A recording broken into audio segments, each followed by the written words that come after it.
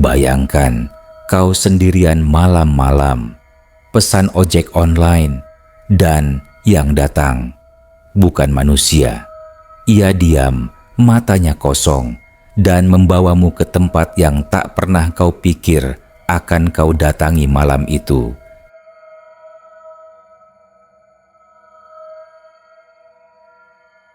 Hujan malam itu turun dengan deras. Bukan gerimis romantis seperti di film, tapi hujan deras yang membuat jalanan becek dan udara menusuk tulang. Aku baru saja keluar dari kantor sekitar pukul 11 malam. Lembur karena deadline yang tak ada ampun.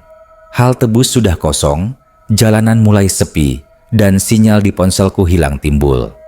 Aku membuka aplikasi ojek online. Tapi entah kenapa, GPS tidak berfungsi dengan baik. Peta menunjukkan aku berada di tengah laut. Aku tutup buka aplikasi berulang kali, tetap saja sama. Aku mulai merasa gelisah. Angin malam makin dingin, dan air hujan menetes masuk dari celah-celah jaketku. Saat itulah, aku melihat sosok seseorang mendekat dari arah perempatan jalan yang hanya diterangi satu lampu jalanan tua. Bayangannya panjang, jalannya pelan, dan membawa motor bebek tua. Suara knalpotnya aneh, seperti meraung pelan dan berderak. Ia berhenti tepat di depanku. Sosok itu mengenakan jaket hujan yang sudah kusam dan menutup sebagian besar tubuhnya. Helmnya tua, retak di beberapa bagian. Tapi yang paling membuatku merinding adalah matanya. Kelihatan dari celah helm, kosong. Tatapannya tidak hidup. "Pulang, Dek?" tanyanya dengan suara berat dan serak. Aku ragu, tapi malam sudah larut. Aku kedinginan, dan pikiranku terlalu lelah untuk berpikir logis. "Bisa ke Ciledug, Pak?" Dia hanya mengangguk, tanpa tanya harga, tanpa basa-basi. Aku naik ke boncengan. Motor itu langsung melaju, seperti tahu jalanku. Tapi saat kulirik ponselku lagi, baterai tiba-tiba hanya tersisa 3%.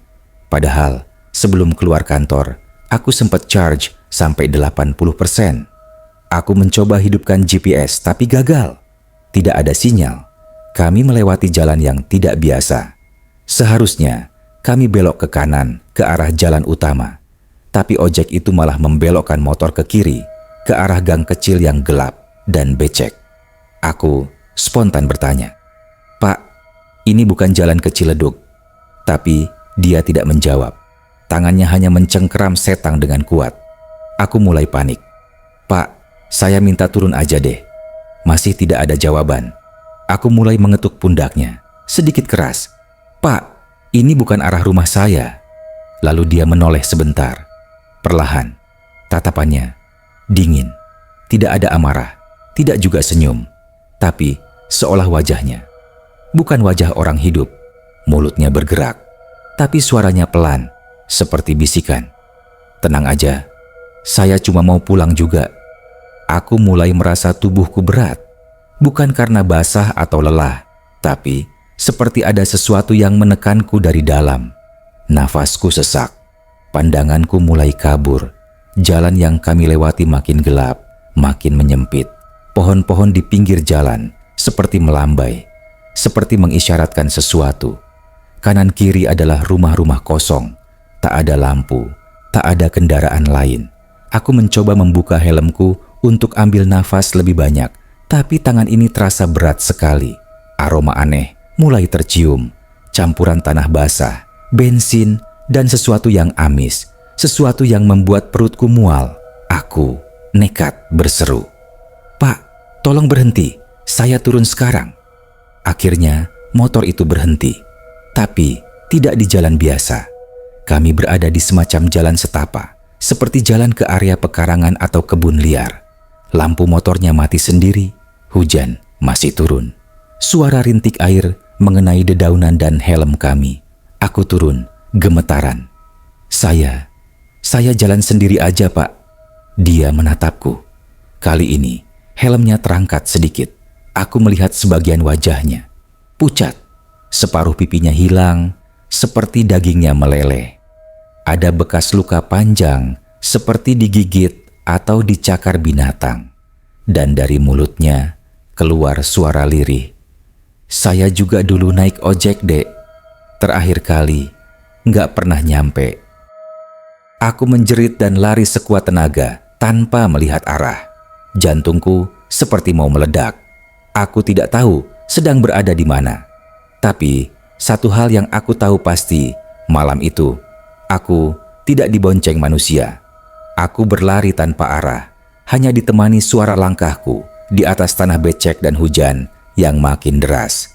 Di belakang tak terdengar suara motor atau langkah si tukang ojek itu. Tapi entah kenapa aku merasa sedang diawasi, atau lebih tepatnya diikuti.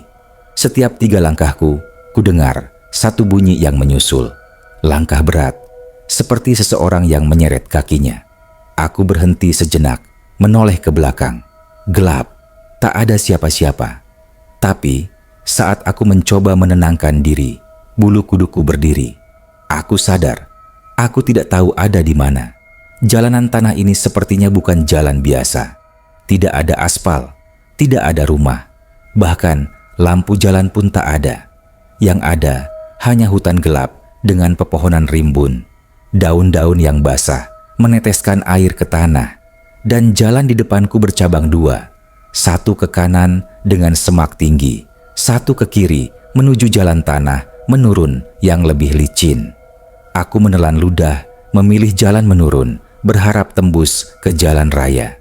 Tapi langkahku terhenti ketika ponselku tiba-tiba menyala sendiri. Layarnya berkedip-kedip menampilkan pesan yang tak kuketik. "Jangan lari, sudah terlambat." Aku terpaku. Ku tekan tombol power, tidak mati. Ku buka baterai, ternyata tak bisa dilepas. Layarnya kembali berubah. Kali ini menunjukkan aplikasi GPS, tapi bukan menunjuk posisiku sekarang, melainkan hanya satu titik merah besar bertuliskan, "DI sinilah dia dikubur." Tanganku gemetar. Aku membalik badan ingin lari, tapi motor itu sudah ada di belakangku. Diameter menyala dengan sendiri. Mesin tak bersuara, lampunya menyala merah bukan kuning, memancarkan cahaya aneh ke tanah basah. Tidak ada pengendaranya. Jok belakang terbuka sedikit, seperti memanggil. Aku mundur pelan-pelan. Tapi suara itu muncul lagi. Naiklah lagi. Aku melihat ke arah suara. Dia berdiri di belakang motor, lebih jelas kini. Jaketnya compang-camping, bagian dada terbuka, menampakkan luka besar menganga. Wajahnya rusak, tapi matanya penuh kesedihan. Aku gak mau ganggu, aku cuma mau pulang. Tempat aku terakhir dibuang. Suaranya berat, nyaris seperti bisikan angin, tapi menusuk sampai ke tulang. Aku menjerit dan berlari ke arah kanan, lari ke arah semak-semak. Tak peduli kemana, asal bukan ke motor itu. Semak berduri menyayat lengan dan wajahku, tapi aku terus berlari. Beberapa menit kemudian aku sampai di sebuah lahan terbuka, dan di sana berdiri papan kayu tua bertuliskan cat merah yang pudar. Dilarang masuk, TKP penemuan mayat 2017. Aku tersentak. Ini berita yang pernah ku dengar. Seorang tukang ojek dibunuh oleh penumpangnya sendiri, dirampok, lalu dibuang ke hutan. Tubuhnya baru ditemukan sebulan kemudian.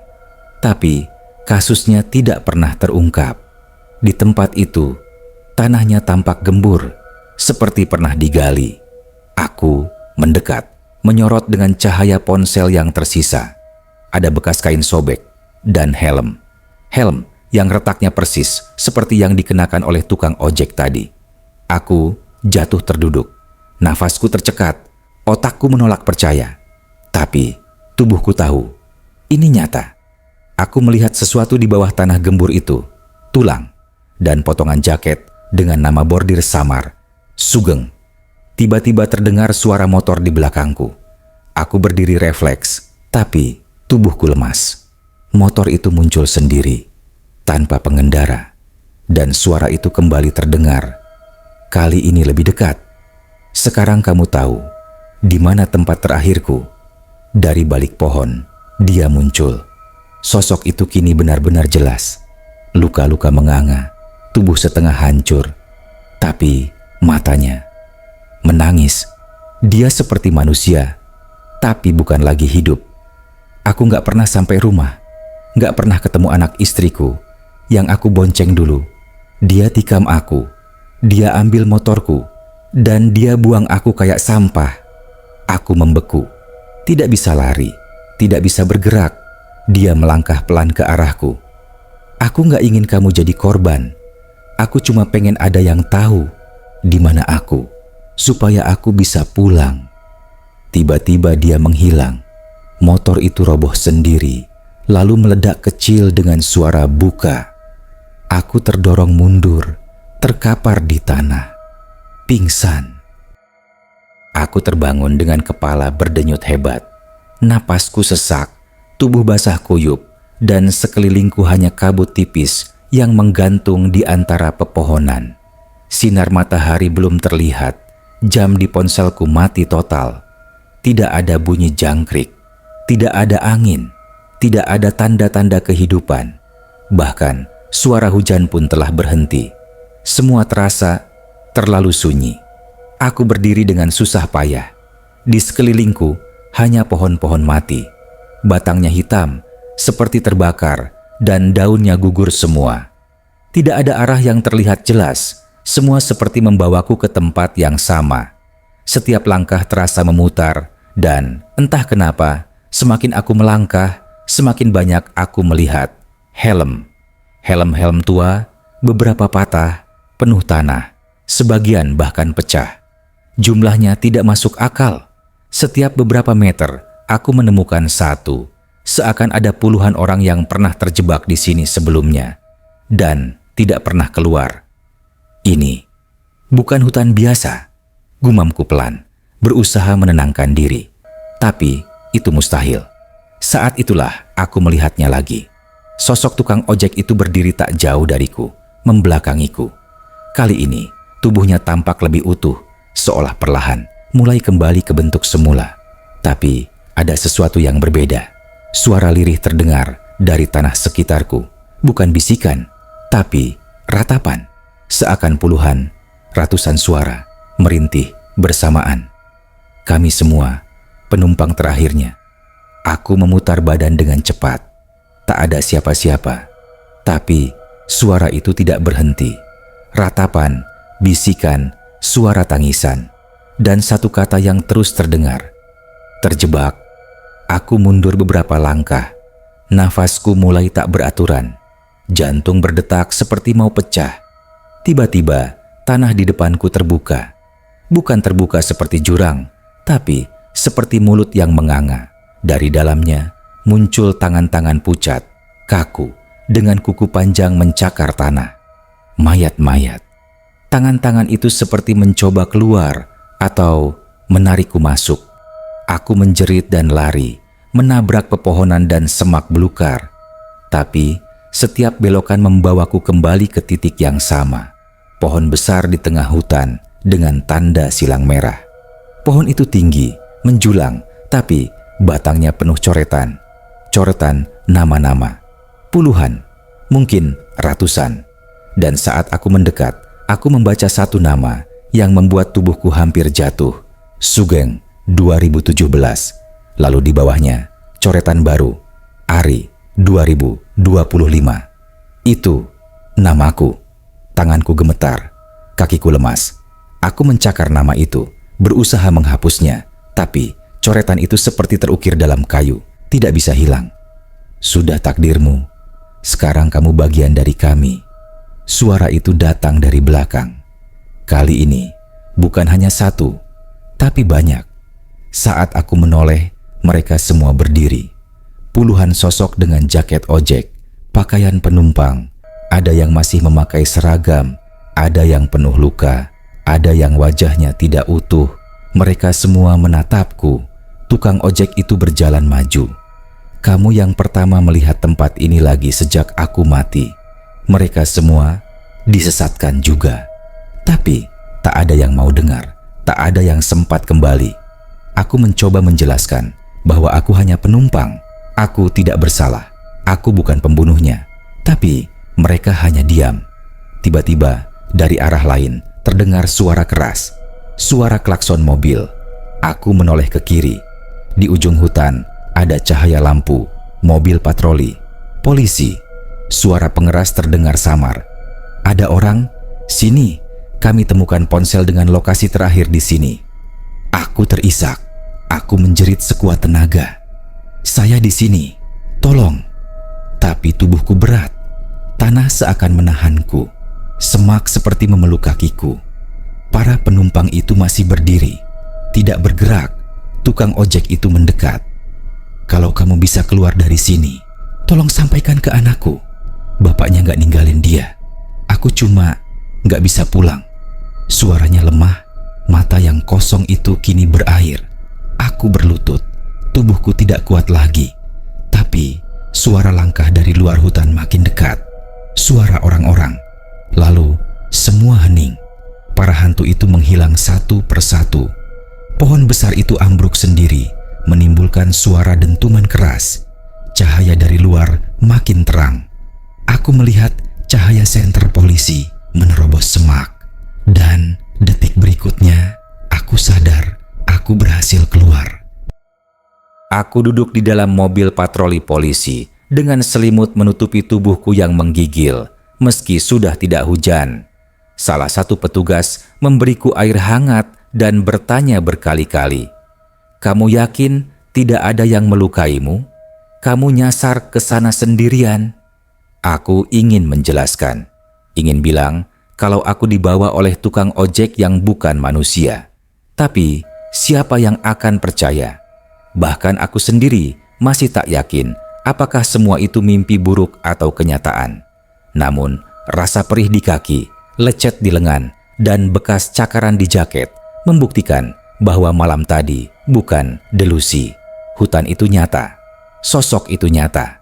Di kantor polisi, mereka mengatakan daerah tempatku ditemukan adalah lokasi yang sudah ditutup sejak 2017 karena kasus pembunuhan sadis. Mayat tukang ojek ditemukan di sana, dan sejak itu daerah tersebut dijuluki warga sekitar sebagai hutan mati. Polisi sudah sering menyisir area itu, tapi tak pernah menemukan siapapun lagi yang tersesat. Sampai aku, salah satu polisi tua, menatapku lama. Matanya dalam, seperti menyelidiki pikiranku. "Kamu naik ojek dari mana tadi malam?" tanyanya pelan. Aku menjawab seadanya, masih gemetar. "Dari kantor, sekitar jam 11 malam. Sopirnya naik motor bebek tua, jaket hujan kusam, helmnya retak." Petugas itu diam sejenak, lalu berbisik pada temannya. Tak lama kemudian, dia membuka map usang dari dalam laci dan mengeluarkan foto polaroid buram. "Kamu lihat baik-baik. Ini foto korban pembunuhan 2017. Ini satu-satunya gambar jasadnya sebelum dibawa ke RS." Tanganku langsung bergetar saat melihat foto itu. Tubuhnya rusak, jaket compang-camping, helmnya retak, dan wajahnya, meski membusuk, matanya masih bisa kulihat, sama seperti sosok yang memboncengku tadi malam. Aku memalingkan muka, menahan mual. Petugas itu menepuk bahuku. "Kamu bukan orang pertama yang nyebut ciri-ciri seperti ini, tapi kamu yang pertama yang bisa keluar hidup-hidup." Aku menunduk. Pertanyaan yang menggema di kepalaku hanya satu. Kenapa aku? 2 hari kemudian, aku masih belum pulih sepenuhnya. Setiap malam, aku terbangun karena mimpi buruk. Aku mendengar suara motor di luar jendela apartemenku, padahal tinggal di lantai 5. Suatu malam, aku mencoba mencari tahu lebih jauh tentang sosok tukang ojek itu. Namanya benar, seperti yang tertulis di jaket dan pohon. Sugeng, seorang ayah 2 anak, tinggal di kawasan Ciputat. Dulu, ia adalah ojek pangkalan, lalu beralih ke online. Tapi, pada malam sial itu, ia menerima pesanan palsu dari seseorang. Menurut berita, tubuhnya ditemukan dalam keadaan mengenaskan. Tidak ada pelaku yang tertangkap. Tapi ada satu hal yang membuat darahku membeku. Artikel berita itu mencantumkan satu gambar terakhir dari akun ojek Sugeng sebelum meninggal. Sebuah selfie buram dari kamera depan ponselnya. Dan orang yang tampak di belakangnya, duduk di boncengan, adalah seseorang dengan baju mirip yang kupakai saat malam itu. Aku. Padahal itu foto yang diambil 7 tahun lalu. Keesokan harinya, aku memberanikan diri datang ke alamat rumah keluarga Sugeng yang tertulis di laporan. Aku tak tahu apa tujuanku, tapi aku ingat pesan terakhirnya. Tolong sampaikan ke anakku bahwa bapaknya gak ninggalin. Rumah itu kecil, sederhana, dengan pagar bambu dan tanaman yang mulai kering. Seorang wanita paruh baya membukakan pintu. Wajahnya lelah, tapi ramah. Maaf Bu, saya teman lama Pak Sugeng, kataku gugup. Wanita itu menatapku lama, lalu perlahan air matanya mengalir. Kamu yang datang dari hutan itu, ya? Aku terdiam. Ternyata berita tentangku sempat tersebar di media lokal. Ia mengenaliku. Wanita itu, istrinya Sugeng, meminta aku masuk. Di dalam, tampak anak perempuannya yang kini sudah remaja.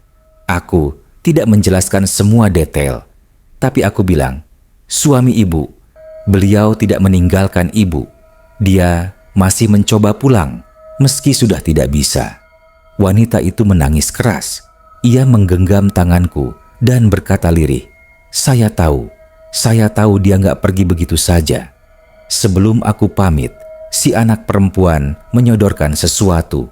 Sebuah kertas kecil, gambar motor, dan tulisan anak-anak bertuliskan, semoga Bapak pulang. Aku tak kuasa menahan tangis. Malam itu, aku tidur lebih tenang. Tapi saat hendak mematikan lampu, aku mendengar suara dari luar jendela. Terima kasih. Aku berdiri mendekati jendela. Tak ada siapa-siapa. Tapi angin malam yang lewat, hangat. Beberapa hari berlalu, sejak kunjunganku ke rumah keluarga almarhum Sugeng, hidupku mulai terasa normal kembali. Tapi dalam hati, aku tahu ada sesuatu yang belum selesai. Aku mencoba mengalihkan pikiran dengan bekerja, menonton film, dan menghindari perjalanan malam. Namun malam itu, saat pulang dari kantor lebih lambat dari biasanya, rasa itu kembali muncul. Bukan rasa takut, tapi rasa bahwa aku sedang diperhatikan. Aku berjalan kaki saja ke arah halte. Tapi tiba-tiba di tikungan dekat kantor, sebuah motor melintas pelan di belakangku. Aku menoleh refleks. Motor itu mirip motor Sugeng.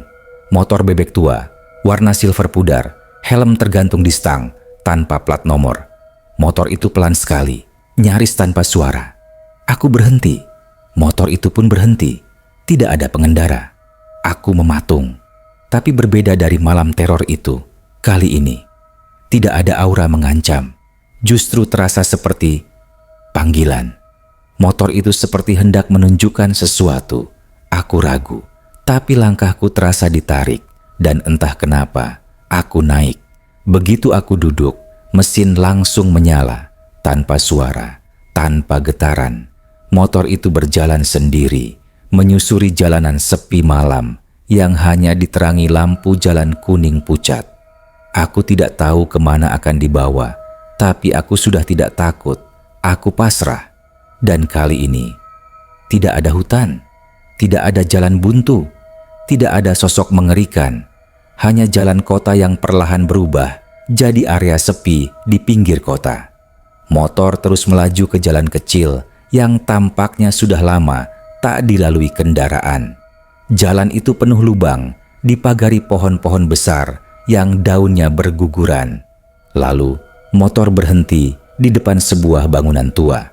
Lapuk, tidak terurus. Di bagian atasnya, papan kayu besar hampir roboh bertuliskan, "Bengkel Sugeng Motor." Aku turun pelan, mendekati pintu yang terbuka setengah. Di dalam, penuh debu dan alat rusak. Tapi di dinding bengkel itu tergantung sebuah foto keluarga.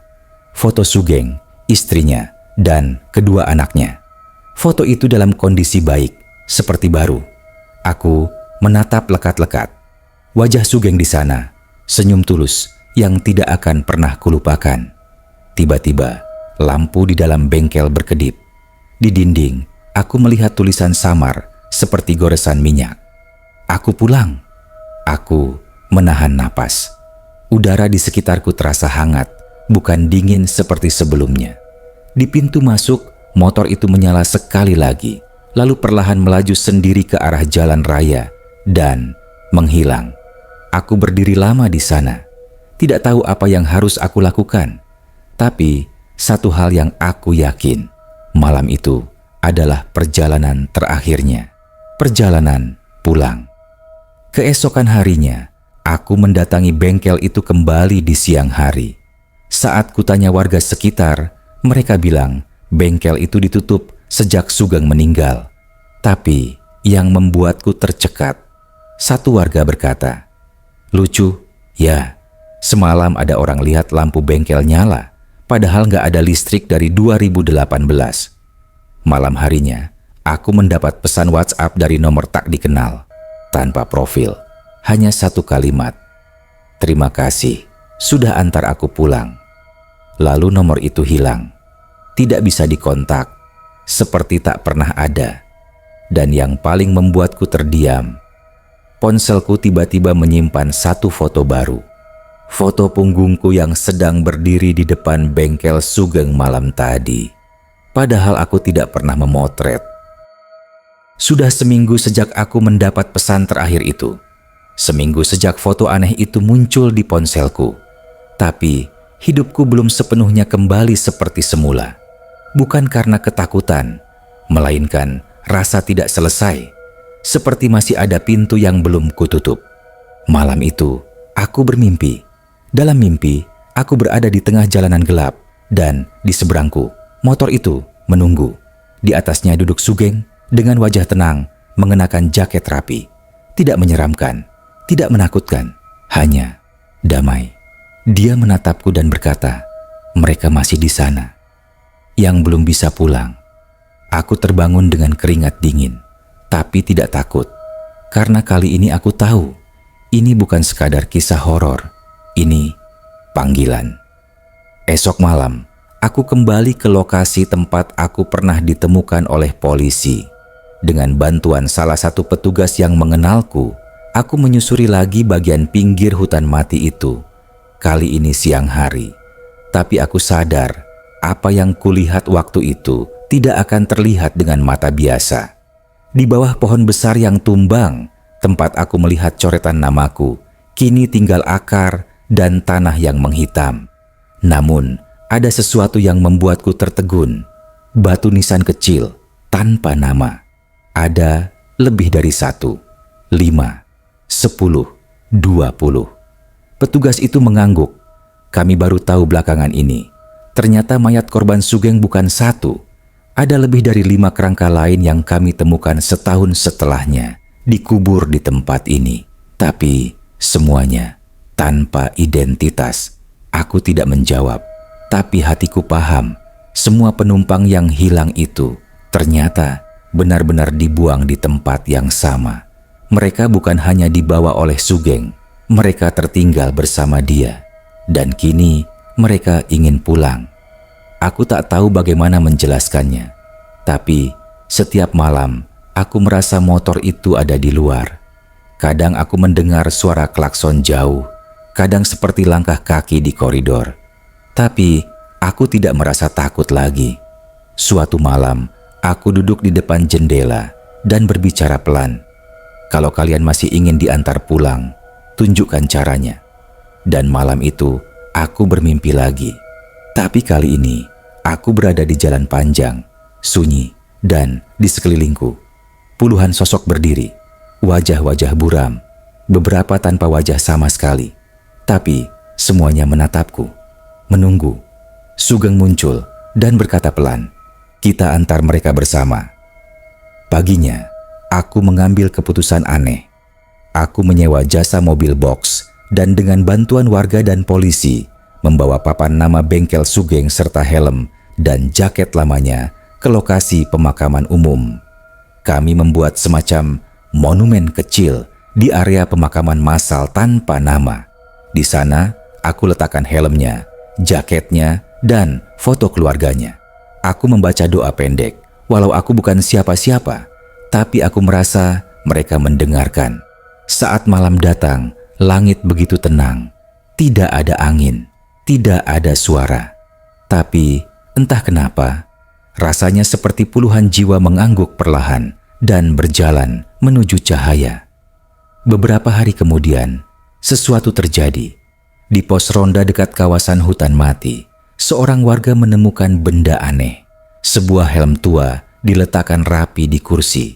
Di dalamnya, selembar kertas dengan tulisan tangan.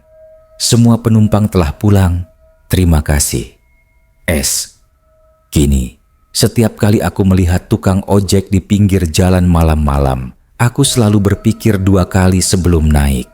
Tapi, bukan karena takut, melainkan aku sadar tidak semua yang terlihat lelah dan dingin di jalan malam itu masih hidup. Beberapa mungkin hanya sedang dalam perjalanan terakhir mereka.